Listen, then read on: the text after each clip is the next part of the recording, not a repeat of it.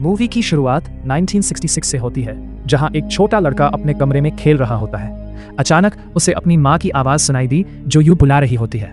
वो बाथरूम जाता है और नीचे के कबर्ड को खोलता है, जहां वो अपनी माँ को देखता है बहुत ही अजीब हालत में। उसी की माँ कहती है कि मुझे भूख लगी है और मैं चाहती हूँ कि तुम मेरे लिए कुछ स्नैक्स लेकर आओ। बच्चा फौरन किचन में गया और एक एप्पल लेकर अपनी मॉम को देता है। उसी की माँ सईद खाती है, जिसके बाद और स्नैक्स मांगती है। कहती है कि क्या वो उसके दोस्त के लिए भी कुछ लेकर आएगा, पर इसी वक्त उसके डैड वहां आ जाते हैं और बच्चे को उसकी माँ से दूर रहने का कहते हैं। लेकिन उसकी माँ तब तक बच्चे को पकड़कर उसे खाने लगती है और सीन इधर ही कट हो जाता है। अब हम 1977 में पहुंचते हैं, जहां एक कैमरामैन दिखाया जाता है जो एक आदमी हैरोल्ड के पास उसकी डॉक्यूमेंट्री बनाने के लिए आया था। ये डॉक्यूमेंट्री हैरोल्ड के घर में हुई अजीबोगरीब चीजें और फैमिली के साथ होने वाले हादसे पर होती है। हैरोल्ड कैमरामैन को पानी पिलाता है और ये क्लियर होता है कि अब जो डॉक्यूमेंट्री शूट होगी वो हैरोल्ड और उसके बेटे पर होगी। दरअसल हैरोल्ड के बेटे और उसकी वाइफ की कुछ साल पहले मौत हो गई थी और उसके बाद सब लोग हैरोल्ड पर शक करने लगे थे। हैरोल्ड चाहता था कि कैमरामैन उसके सच को सबके सामने लेकर आए कि वो कातिल नहीं है। उसने कैमरामैन को एडवांस में पैसे दिए हुए थे और वो दोनों अपना काम शुरू करते हैं। हैरोल्ड कुर्सी पर बैठ गया और कैमरामैन कैमरा सेट करता है, फिर वो रिकॉर्डिंग शुरू कर देता है। हैरोल्ड अपने बारे में बताने लगा और वो दिन याद करता है जब उसके घर में वो डरावना हादसा हुआ था, यानी जब उसकी वाइफ और बेटी की मौत हुई थी। अपने ऊपर से इल्जाम हटाने के लिए कि वो कातिल नहीं है, हैरोल्ड अपनी कहानी पूरी डिटेल से सुनाने का फैसला करता है और वो सब बताने लगता है जो अब तक उसने छुपाया हुआ था। फिर हैरोल्ड कैमरामैन को बेसमेंट में लेकर जाता है और उसे वो जगह दिखाता है जहां उसकी बीवी की लाश मिली थी। उसने बताया, मैं एक काम के सिलसिले में काफी दूर गया था, लेकिन जब वापस आया तो मेरी वाइफ की लाश मिली, बहुत बुरी हालत में। उसके चेहरे पर ऐसे एक्सप्रेशंस थे जैसे वो बहुत डरी हुई हो। ऐसा लग रहा था कि मरने से पहले उसने बेसमेंट में कोई चीज देखी थी। उसके हाथ और पैर पर ऐसे जख्म थे जो किसी के काटने की वजह से बनते हैं। हैरोल्ड का कहना था कि इससे जाहिर है पुलिस ने मुझ पर शक किया, लेकिन जब वो दांतों के निशान चेक किए गए तो वो मेरे नहीं थे, और दूसरा मेरे खिलाफ कोई सबूत ना मिलने पर मुझे उन्होंने अरेस्ट नहीं किया। कैमरामैन बातों बातों में हैरोल्ड के बेटे के बारे में सवाल करता है, लेकिन हैरोल्ड उसके बारे में जवाब देने से कतरा रहा था। हालांकि इस डॉक्यूमेंट्री का हिस्सा वो भी था। हैरोल्ड बात को टालने के लिए कैमरामैन को अपनी तस्वीरें दिखाने लग जाता है। अब बाहर बच्चे खेल रहे थे, जिन्हें दिखाकर हैरोल्ड कहता है कि ये लोग सोचते हैं कि इस घर में कोई चुड़ैल रहती है जो बेहद खतरनाक है। इतना बोलकर वो जोरों से हंसने लगता है। कैमरामैन वहां से जाने का सोचता है, मगर हैरोल्ड यूं कुछ एक्स्ट्रा पैसे देकर रोक लेता है, ये कहकर कि जब तक शूट पूरा नहीं हो जाता तुम यहीं रुको, ज्यादा टाइम लगाने के भी मैं तुम्हें अलग से पैसे दे दूंगा। कैमरामैन पैसों की बात सुनकर रुकने को तैयार हो जाता है, जिसके बाद वो अपने कैमरे से शूट की गई वीडियोस देखने लगता है।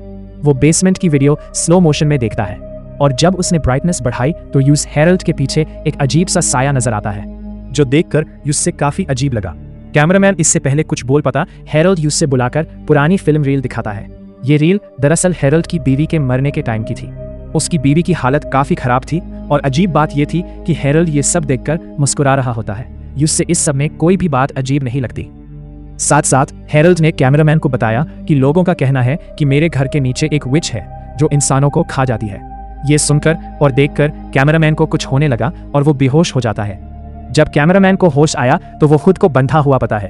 अब हैरोल्ड वहां किसी औरत से मिलता है जो उससे कुछ बातें करके वहां से चली जाती है। कैमरामैन कहता है कि वो यहाँ से जाना चाहता है, लेकिन हैरोल्ड ने बताया है कि उसके किचन में जो खाना था तुम्हारे लिए, उसमें नशा मिलाया गया था, पर तुमने तो कुछ खाया ही नहीं, लेकिन फिर मैंने पानी में नशा मिलाकर तुम्हें पीने को दे दिया और तुम बेहोश हो गए।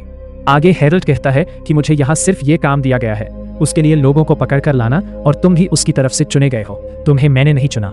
और वो अपने आप को बीजल बुलाती है। वो यहाँ विच की बात कर रहा है।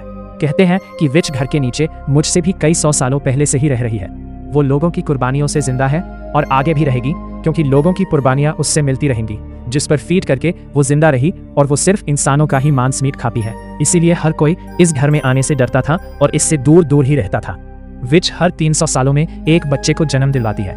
मैंने थी अपनी जिंदगी में बहुत सारी कुर्बानियां दी थी यूस, जिनमें मेरी अपनी वाइफ भी शामिल थी। बीजल ने मेरी वाइफ की लाश को कुछ दिन तक खाया, उस पर फीड किया, जो चीज देखना हालांकि हैरोल्ड के लिए काफी मुश्किल था, लेकिन फिर उसने इन हालत में जीना सीख लिया और विच की जिम्मेदारी ले ली यूस से फीड करवाने की, यानी जब तक हैरोल्ड जिंदा है। अब हैरोल्ड की दूसरी बीवी भी इस काम में उसका साथ देती थी, यानी वही औरत जो उससे मिलने आई। यहाँ पर हमें दिखाया जाता है कि हैरोल्ड की आंखें बदल गई, जिससे पता चला कि वो भी अब विच का गुलाम बन चुका है। कैमरामैन गुस्से में आकर हैरोल्ड के गले में स्क्रू ड्राइवर घुसा देता है, जिससे हैरोल्ड गिर जाता है और मरने लगता है।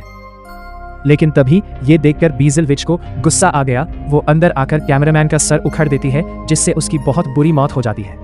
इस खौफनाक हादसे के साथ ही हैरोल्ड भी मर जाता है और उसकी दूसरी बीवी अकेली रह जाती है। अब हम देखते हैं 2003 के टाइम को, जहां हम एक नर्स को देखते हैं जो हैरोल्ड की वाइफ के घर आई होती है उसकी देखभाल करने के लिए।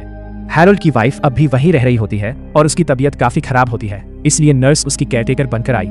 तब नर्स शार्लेट नाम की एक केयरटेकर की जगह आई जो किसी वजह से हैरोल्ड की वाइफ को छोड़कर चली गई थी। अब वो वजह क्या थी तो किसी को भी नहीं पता। ये हो सकता है कि ह्यूज भी बीजल के सामने कुर्बान कर दिया हो, या फिर वो खुद ही डर कर भाग गई हो। नर्स हैरोल्ड की वाइफ से मिलती है जो उस देखकर अजीब सा मुस्कुराती है। नर्स कुछ समझ नहीं पाई और वो उस ये कह देती है कि आपकी मुस्कुराहट बहुत प्यारी है, लेकिन उसे अंदाजा नहीं कि इस स्माइल के पीछे एक खौफनाक कहानी छुपी हुई है। इसके बाद नर्स उसके लिए खाना लेकर आती है, लेकिन हैरोल्ड की वाइफ कुछ नहीं खाती। फिर वो उसका चेकअप करती है और इस दौरान जमीन पर एक टेप रिकॉर्डर मिलता है, उसे जो पहली वाली केयरटेकर शार्लेट का था। नर्स वो टेप रिकॉर्डर अपने पास रख लेती है और हैरोल्ड की वाइफ को सुलाकर वहां से निकालने लगती है, मगर तभी उसे वहां कुछ आवाजें सुनाई देती है। जब वो दोबारा हैरोल्ड की वाइफ के पास जाती है तो देखती है कि वो कुछ अजीब बातें कर रही है। हैरोल्ड की वाइफ पता नहीं क्या क्या बातें बड़बड़ा रही थी कि वो उस ले गई, पहले शार्लेट की बहन को, फिर शार्लेट को। अब ये सुनकर नर्स को समझ आता है कि शार्लेट से पहले उसकी बहन भी यहाँ केयरटेकर बनकर आई थी। अब ये बातें नर्स को समझ नहीं आती, इसलिए वो वहां से चली जाती है टेप रिकॉर्डर सुनने के लिए। जब वो रिकॉर्डर प्ले करती है तो उससे शार्लेट की आवाज सुनाई देती है जो बता रही थी कि हैरोल्ड की वाइफ के साथ अजीब आप होना शुरू हो गया था, क्योंकि उनकी हालत काफी खराब हो गई थी। इतनी ज्यादा उनकी तबीयत बिगड़ गई थी कि उन्होंने खाना पीना भी छोड़ दिया था और डॉक्टर ने भी कह दिया था कि उसके पास वक्त बहुत कम है, वो मरने वाली है। लेकिन जब शार्लेट रात में उसके पास गई तो हैरोल्ड की वाइफ के मुंह से वो कुछ डरावनी बातें सुन लेती है। हैरोल्ड की वाइफ ने कहा कि उसकी वजह से शार्लेट की बहन को नुकसान पहुंचा है, अब उसे कोई और भी चाहिए। साथ साथ हैरोल्ड की वाइफ किसी से बात भी कर रही थी जिसकी आवाज काफी डरावनी थी। अब नर्स उस टेप रिकॉर्डर को काफी गौर से सुन रही होती है, जहां हैरोल्ड की वाइफ उसे कहती है कि बस अब तुम और किसी को नुकसान मत पहुंचाना, शार्लेट की बहन ही काफी है तुम्हारे लिए। पर वो डरावनी आवाज कहती है कि नहीं, मुझे शार्लेट भी चाहिए, जिसके साथ ही रिकॉर्डिंग बंद हो गई। सारी बात जानने के लिए नर्स रिकॉर्डिंग को ऑन करके हैरोल्ड की वाइफ के पास रख देती है। जब वो सो रही होगी नींद में, वो जो कुछ भी बोलेगी वो रिकॉर्ड हो जाएगा। इससे नर्स अंदाजा लगा लेगी कि आखिर इस घर में और हैरोल्ड की वाइफ के साथ प्रॉब्लम क्या है। मगर थोड़ी देर बाद जब नर्स की आंख खुलती है तो वो देखती है कि हैरोल्ड की वाइफ उसके सामने खड़ी है। उसकी आंखें सफेद हो चुकी है और चेहरे पर अजीब सी भयानक मुस्कुराहट है। उसे देखने से लग रहा था जैसे वो पोजेस्ड हालत में है। डर से चीख मरती है, लेकिन फिर समझ आता है कि ये सिर्फ उसका बुरा सपना था। अब जब नर्स रिकॉर्डर सुनती है तो उसे हैरोल्ड की वाइफ की आवाज सुनाई देती है। वो कह रही थी अब बस बहुत हो गया, वो अब बस इस पर ही फीड कर ले। तभी उस रिकॉर्डर से वो डरावनी आवाज सुनाई देती है जो नर्स को हेलो कह रही होती है, जिसके साथ ही वहां अजीब सी हालचाल होने लगी। नर्स को बहुत डर लगता है और वो इधर उधर देखती है, पर वहां पर कोई भी नहीं होता। अब नर्स नीचे बेसमेंट में जाती है, जहां उसे हैरोल्ड की वाइफ की आवाज आती है जो मदद के लिए चिल्ला रही थी। नीचे आकर उसे शार्लेट और उसकी बहन के आईडी कार्ड्स मिलते हैं, जिससे वो समझ जाती है कि हैरोल्ड की वाइफ ने ही उन दोनों के साथ कुछ किया है। पर हम जानते हैं कि ये काम उस विच बीजल का है जो हैरोल्ड की वाइफ को भी कंट्रोल कर रही है। तभी नर्स अपने आसपास किसी को महसूस करने लगती है, तो इसलिए डर की वजह से वो भागने लगी। जल्दबाजी में उसे एक छोटा सा दरवाजा नजर आया, जिसमें वो घुस गई और अंदर शार्लेट को देखती है, जो जिंदा तो थी लेकिन बहुत बुरी हालत में। नर्स ने शार्लेट को बचाने की कोशिश की, लेकिन तभी वही डरावनी विच वहां आ जाती है और नर्स पर हमला करके उसे बहुत बुरी तरह मार देती है। फिर सीन शिफ्ट होकर आया 2013 में, जहां एक नया कपल इस घर में रहने आता है। हैरोल्ड की दूसरी बीवी भी मारी गई थी और ये जो कपल था वो उनके ही बच्चे थे, यानी हैरोल्ड का बेटा और उनकी बहू नोवा।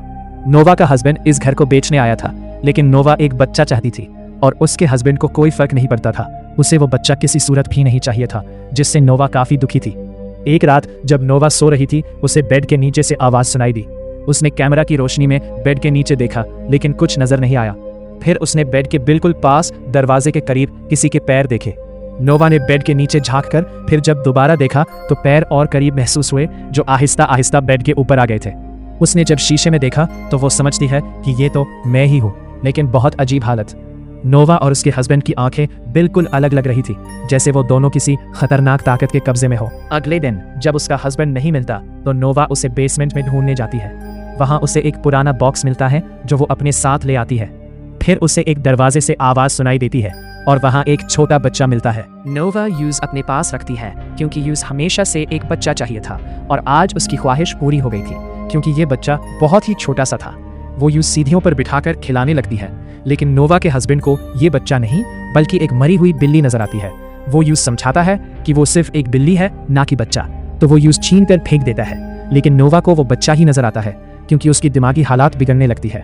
और ये सब भी और किसी का नहीं बल्कि उस ड्रावानी विच बीजन का काम था, जो नया शिकार ढूंढ रही थी, जो यूज नोवा की शक्ल में मिल भी गया। अगले दिन वो नोटिस करता है कि नोवा और उसका बिहेवियर काफी अजीब है। तभी वो पिछली रात की वीडियो देखता है जब दोनों एक साथ थे। ये देखकर वो समझ नहीं पाया कि हमारे साथ ये क्या हो रहा है। वो परेशान हो जाता है। फिर वो बेसमेंट में जाता है पता लगाने के लिए कि क्या बात है, क्योंकि कल रात नोवा वहीं गई। वहाँ यूज एक पुराना कैमरा मिलता है जो हैरोल्ड का था। इस कैमरा में हैरोल्ड की पहली वाइफ की मौत और विच की ड्रावानी वीडियोस होती है, जिससे नोवा का हस्बैंड डर जाता है और यूज समझ नहीं आता कि ये सब क्या है। फिर वीडियो और भयानक हो गई, जो देखकर उसकी हालात खराब हो जाती है। वो नोवा के पास आकर कहती है कि अब इस जगह से निकलने का वक्त आ गया है, हम यहाँ पर नहीं रुक सकते। मगर नोवा अब कहीं और जाने के लिए तैयार नहीं होती। तभी किसी का फोन आता है जो घर खरीदना चाहता है, जो सुनकर उसका हस्बैंड खुश हो जाता है। रात को जब दोनों साथ थे तो नोवा का हस्बैंड कहता है कि वो पेरिस चले जाएंगे। नोवा को ये बात अच्छी लगती है, लेकिन अगले ही पल वो अपने हस्बैंड पर हमला करती है। लेकिन पता चलता है कि ये तो बस उसका बुरा सपना था। पर अगली सुबह नोवा के हस्बैंड की जब आंख खुली तो वो नोवा को बहुत बुरी हालात में देखता है, जो उस पर हमला करके सच में उसे मार देती है। इस वक्त हमें पता चलता है कि नोवा प्रेग्नेंट है और ये सारा विच का रचा हुआ प्लान था। दरअसल डीजल के 300 साल पूरे हो गए थे और उसने एक नया बच्चा चाहिए था जो वो किसी इंसान को पोजेस करके पैदा करती। उसने नोवा के हस्बैंड और नोवा को कंट्रोल किया और उनको एक दूसरे के करीब लाई ताकि नोवा प्रेग्नेंट हो सके और यूज वो बच्चा मिल सके, जिसमें आज वो कामयाब हो भी गई। कुछ ही दिन में नोवा ने एक बच्चा पैदा किया जो विच ने खा लिया और इस तरह वो अपने आप को और भी ताकत देती है और जवान बना लेती है, क्योंकि बच्चों को खाकर यूज ज्यादा ताकत मिलती थी। अब अगले सीन में एक और नई फैमिली इस घर में रहने के लिए आती है, यानी विच का नया अगला शिकार तैयार हो गया, जबकि बच्चे को पैदा करते हुए नोवा भी मरी गई थी। अब इसी तरह फैमिलीज बीजल के हाथों मरती रहेंगी और ये सिलसिला कभी खत्म नहीं होगा। और इसी भयानक एंडिंग के साथ ही ये फिल्म, ये कहानी इधर ही खत्म हो जाती है।